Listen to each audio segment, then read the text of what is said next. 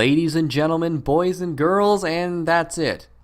I have a slight treat for you today. I'm going to be critiquing an episode of Crash Coarse Philosophy.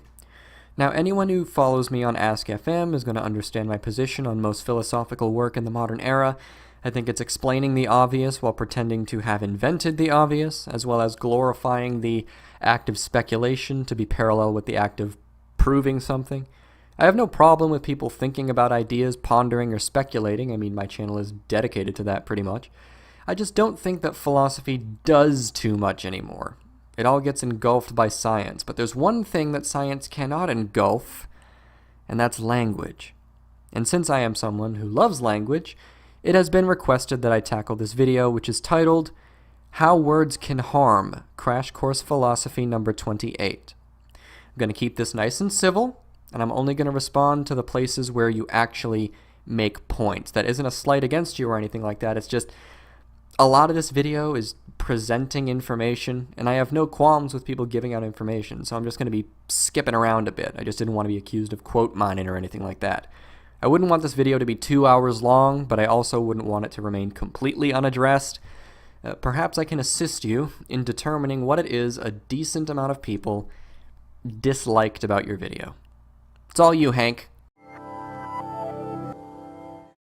A warning. This episode of Crash Course Philosophy contains language that may be upsetting for some viewers and may not be appropriate for viewing in certain settings. Every single episode of Crash Course Philosophy contains language that may be upsetting for some viewers and may not be appropriate for viewing in certain settings.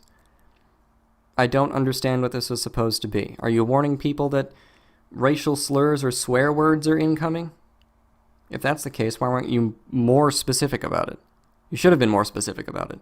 If this is a video about language, I'm surprised that your language was so imprecise here. Can anyone think of a sentence, or even a word, that would necessarily not upset some people? Microphone. Oh, nope, you just said that around a person whose parents were bludgeoned to death by microphone-wielding bandits and now they're crying. I really like that dress you have on.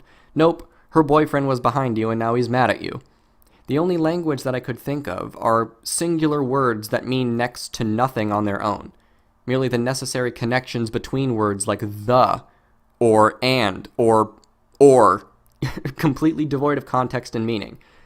So I guess we've established it then. Only words that mean nothing won't upset anyone. Wait, I get upset when people use words that don't mean anything and pretend like they mean something. Back to the drawing board. I honestly hope that you understood what I was trying to get at there. Consider the following sentence. Jason shot a mouse in his boxer shorts. Simple enough. Or is it? It could mean a lot of things. Why don't you explain them to us? Like, my first thought was that Jason was wearing the boxer shorts when he shot the mouse. But maybe the mouse was wearing Jason's boxer shorts, or maybe the mouse was wearing his own boxer shorts? Or was the mouse in Jason's boxer shorts while he was wearing them? And while we're at it, what kind of shooting are we talking about? Was it done with a gun or with a camera? Words can go wrong in lots of different ways. And when they do, the problem usually comes down to the distinction between speaker meaning and audience meaning, or what a speaker intends, as opposed to what a listener understands. This is why people put so much stress on defining terms. Because if you absolutely refuse to define terms, then two people could be marching into a discussion having a completely different linguistic roadmap, and nothing ever gets discussed or done. For example, not all slang or dialect is understood by everyone, and some of it's regional. People call different nouns different things in different places despite speaking the same general language. And the thing is, this calls forward to one of the problems people had with this video within the comment section and ratings bar. The speaker is trying to convey a specific meaning. They say something with a certain intention, whether it's to make a point, get a laugh, cause a different emotion, draw attention to something in the room, or whatever. They have that particular reason for saying the thing they said. Yet, their audience may have interpreted it in a different way as opposed to what the speaker was trying to convey. There are two situations in which someone could act like an asshole in this scenario. The speaker could demean the audience for not understanding language that's reasonably ambiguous as to have many plausible interpretations, or the audience could insist that their interpretation was the intended meaning regardless of what the speaker has to say about the matter. For example, if I say, "That vacuum sucks," I could be describing a vacuum that works or doesn't work. It can work with tone of voice as well. That vacuum sucks. That vacuum sucks. And I mean, it's in the second instance, you can kind of assume there's another vacuum in the room that isn't working. But you get what I mean though, right? It's not only plausible for the speaker to be an asshole in this scenario. The audience can be a mob of assholes to a single speaker over something they didn't intend or even think about conveying. And I don't think that we should fault the speaker for the listener's inability to interpret the actual intended meaning and going nuts, rather than asking, what did you mean by that? That happens a lot more often than you'd think. You kind of ignore that fact when you're discussing hate speech, which we will jump to. When a speaker's attitude doesn't match that of their audience, their words, whether they were intended to just be funny or edgy or dirty, can end up being seriously harmful. What do you mean by seriously harmful? And I don't think words convey those attitudes as much as everything revolving around the words convey the attitude. Unless the person's statement is, I'm feeling X today, or something like that. Body language, tone of voice, even the location represents attitudes better than the words do, especially when you're discussing the whole funny, edgy, or dirty thing. That's why unless you explicitly state that you're being sarcastic in some way, sarcasm through text regarding someone you have no knowledge of is very difficult to detect. Because that's the thing, they're just words on a page, which is why this phenomenon appears to be more common when people are communicating via text only. If you're on trial for the murder of your best friend, and the prosecutor presents an email as evidence where you state, I'm gonna kill you, it's gonna be a lot more damning than a video of your best friend being annoying and you quite clearly jokingly saying, I'm gonna kill you. There's a distinct reason for that, which needs to be acknowledged. And I suppose that can be seriously harmful to the person on trial, but I don't think you meant seriously harmful in that particular way. I think you mean emotionally, if the rest of your video is any indication. Remember people, watch the whole video for context. It's in the description, I'm just dealing with specific points here. The reason that sentence is so confusing is because we understand most language by context. And that's partly the reason why I disagree with hate speech laws. It's nearly impossible to be precise about what does and doesn't qualify. Nobody can tell the future about what's going to be received as hateful or offensive by a specific person. It opens up insane avenues of abuse involved with people getting their feelings hurt. Nothing's objectively offensive or inoffensive for that matter, and it completely halts the natural evolution of language in stating by law, these are the only ways in which these words are used, and these are the only meanings they may have. It doesn't just oppress people, it oppresses the very nature of language when those laws are put into place. It oppresses specific opinions necessarily, and I'm not a fan of that at all. There's also the personal context that each of you brings to the conversation. Like, if somebody makes a stupid, off-the-cuff joke about your mother, that could turn out to be really painful if your mother has recently died. And I think right there he's demonstrated what his definition of seriously harmful is. But when it comes to the injuries caused by language, the greater concern for us here is words that are deliberately chosen to cause harm. He mentions my bit about body language and tone of voice in regards to text a little earlier, but I wanted to hone in on this point. I'm going to assume that someone taking offense to a yo mama joke because their mother just died is an example of one of these injuries. What doesn't count as one of these injuries? Sometimes I think it's completely justified to use words meant to deliberately cause harm to another person, whether it be harm to their ego or whatever. I'm not talking about physical harm, and neither are you. If someone refuses to let anyone speak during a get-together, they keep interrupting everyone else and no one can get a word in edgewise because this person just keeps yapping about how great they are, I think I'm justified in saying, hey, can you quit interrupting everyone? You're being a bit of an asshole right now. One could easily construe that to be words chosen deliberately to cause harm. You're pointing out someone's crappy behavior by saying, hey, cut it out with the crappy behavior. And no one wants to be told they're behaving poorly, and that has the possibility of harming them, or having them go into some sort of ego protection frenzy. These things are far too ambiguous to ever be reasonably written into law, and I'm very disappointed that you didn't deliver the other side of the issue within this video. You guys are normally alright at that. Let's just jump to hate speech. In contrast, hate speech consists of words that are directed at a member of a group, and they're used specifically because of that person's membership in that group. Mathematician. I suppose I'll have to come up with a slur, so mathies. Does this now count as hate speech? my mocking mathematicians by calling them that. For whatever reason, oh no, not for whatever reason, I chose that word deliberately to harm them. I want them to feel bad about being mathematicians. These groups are generally based on something that's key to a person's identity, like race, ethnicity, gender, sexual orientation, or religion. Or occupation. Not all of those things you mentioned are immutable. People change religions all the time, or leave them. Plus, not everyone identifies themselves by those criteria.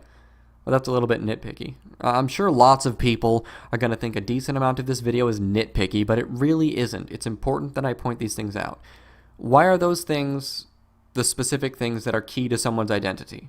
What about ideas? Someone's political leaning? Is being harsh and critical regarding someone's religious beliefs an example of hate speech? There are words directed at them for being a quote-unquote member of this particular group. There are words chosen deliberately to cause harm. I don't see why, by this criteria, these things shouldn't be classified if you're going to classify religion as well. There are some things you can't control, and while I understand that using certain words can be harmful to the emotions, I don't think that any word is necessarily harmful. What matters is context. I stand by what I'm dubbing the kindergartner's maxim, which is sticks and stones will break my bones, but words will never hurt me. I think that other people should try to exemplify it as well, as opposed to making me walk on different platforms of different colored eggshells whenever I'm around them. And I definitely do not want my government instituting a law that states eggshells should be strewn across the ground throughout the country, or else you could face a fine or prison time. Here's what I'm trying to get across here, and hopefully it's reasonable enough.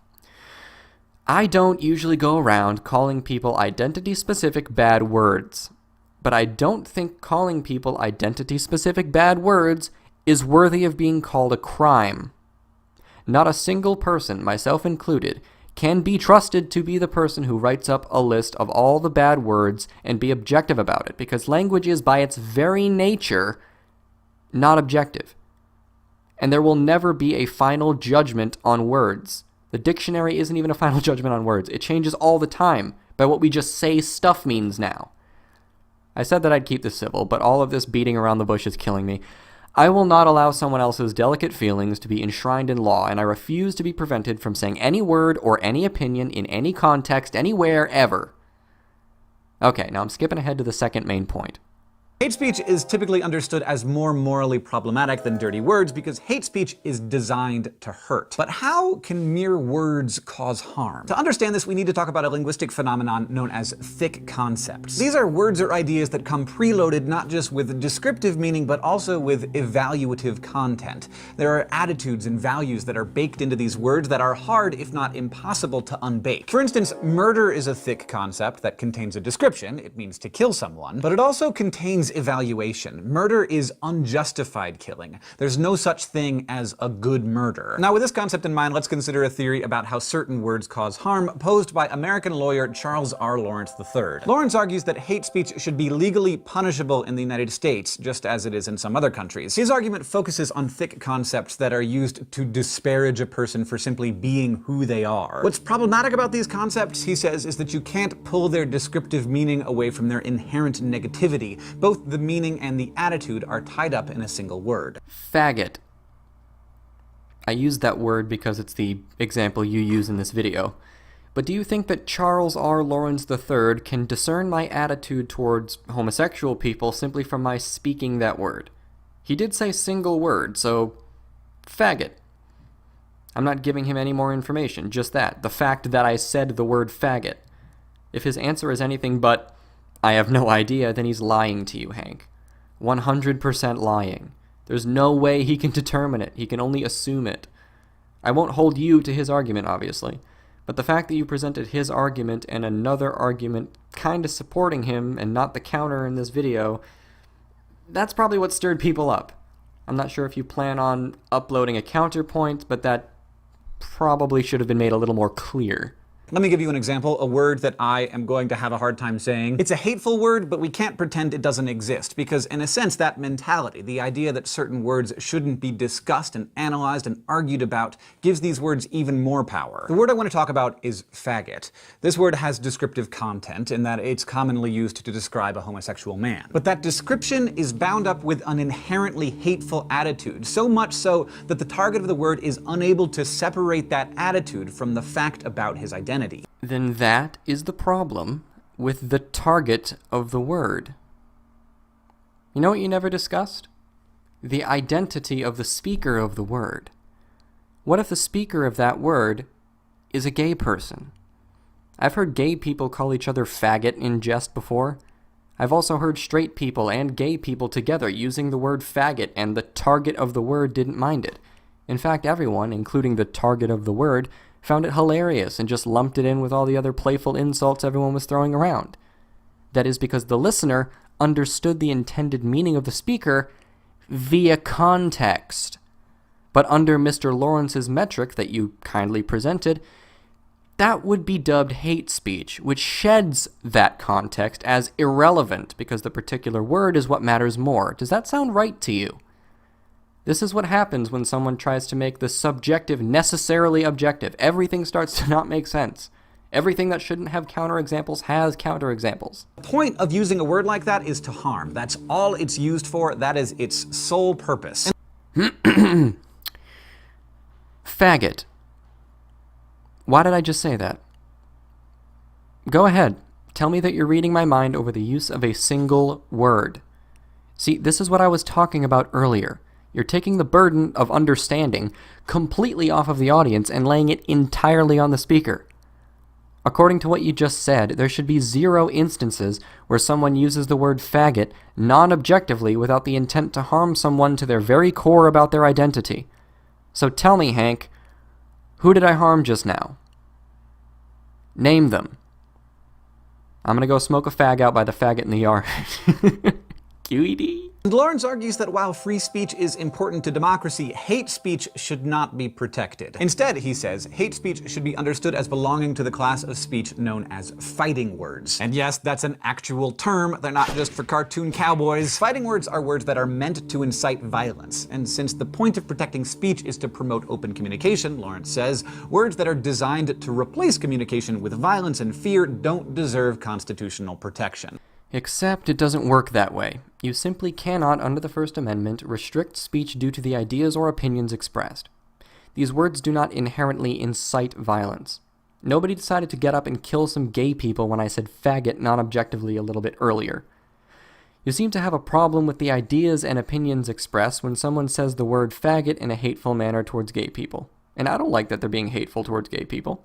But I know that some gay people would just laugh it off and say, damn right I'm a faggot. But some flower petals may get upset by the fact that they're expressing the idea that a part of their identity is bad. So let's say you ban all slurs ever invented about gay people from being used non-objectively. Then somebody walks up to a gay person and says, I absolutely despise your lifestyle. The fact that you're attracted to other men makes me sick and you should be ashamed for destroying this country. Is that also hate speech? Because then you would be restricting speech on the basis of the ideas and opinions expressed, not any sort of inciting to violence bullshit that Lawrence is trying to pull on you regarding singular words. Restricting speech because of the ideas and opinions expressed. Shitty ideas, but ideas nonetheless, is never acceptable. You don't get to dictate the expression of ideas and opinions because they make people feel bad. Contemporary American philosopher Stephanie Ross offers another explanation of the way that words can harm. Let's head over to the thought bubble to explore it with some flash philosophy. Rather than focusing on words that most people would agree are negative, Ross deals with words that generally seem innocuous. Think of the word baby, used as a term of endearment among adults, particularly applied to women. Nothing wrong with calling your significant other baby, right? Well, Ross thinks there might be. She says that words people use to refer to us can create what's known as metaphorical identification. Think about the characteristics of your average baby. Helpless, dependent, relying on others to care for them, to make decisions for them. Ross argues that when a person is repeatedly referred to with a word like baby, a metaphorical identification gradually takes place where... Okay, Stephanie Ross, no. You're being ridiculous. I'm sure when people keep calling me honey, I slowly start to think of myself as a jar of sticky, sugary stuff that goes great with tea. I'm just going to skip to the portion where people probably got the most mad at you, Hank. Now, maybe you have opinions and reasons for those opinions that you feel justify using this word, but it might also be the case that you don't actually think there's anything wrong with having casual sex or wearing certain kinds of clothes. So you might want to think twice about using a word like that. Because when you use it, you're signaling a specific attitude to other people. You're endorsing that attitude. So if it's an attitude you don't really hold and one you don't think others should hold, you should take care not to spread it through your speech. And this is where I got the most upset with you. You become an entire planet of contradictions here. You may not actually endorse that attitude, but when you use a word where you're not even intending to signify that attitude, you're totally signifying that attitude, so don't use that word unless you actively want more people to slut shame or whatever. You don't endorse an entire attitude through the use of one word. You're trying to infer things that aren't necessarily there. Words are trying to evolve before your very eyes to be less hurtful, and you're saying, no, these words must remain powerful and hurtful because they're currently too powerful and hurtful. No, no, no, no, no. Don't make the mistake that every Puritan makes every single time nonsense like this comes up. If you ban or forcefully stigmatize a harmless behavior, people will want to do it more. You're trying to stop the evolution of language. And this is just evolution. This is not language abuse.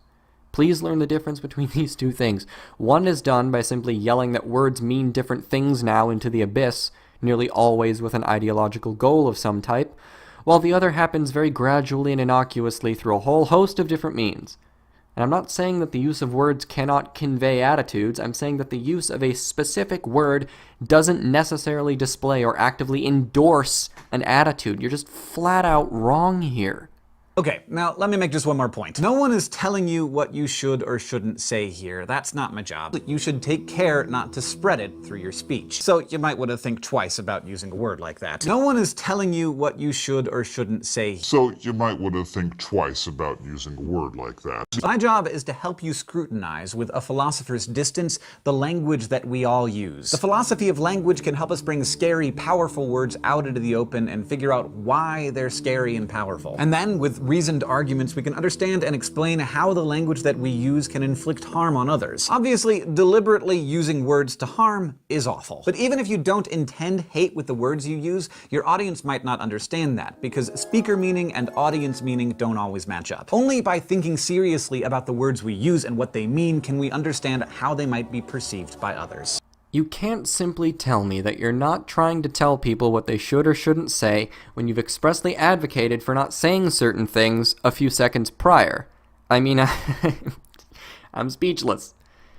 You said that if anyone who doesn't hold any of these awful attitudes uses these awful words, then they're necessarily endorsing an attitude that they don't even hold, regardless of context, and regardless of whether their audience cared to find out the intended meaning in the first place. And isn't that the issue here? You take all of the burden off of the listener to be polite about what the speaker says, you stamp beliefs onto people who don't hold them, you say that we understand most of our language through context, and yet with certain words, context doesn't even matter. What was this? I sincerely hope a counterpoint to this video comes out, because this was a bunch of one-sided, nonsensical, overly sensitive bullshit. I really hope to see John Stuart Mill making an appearance. Have a wonderful day.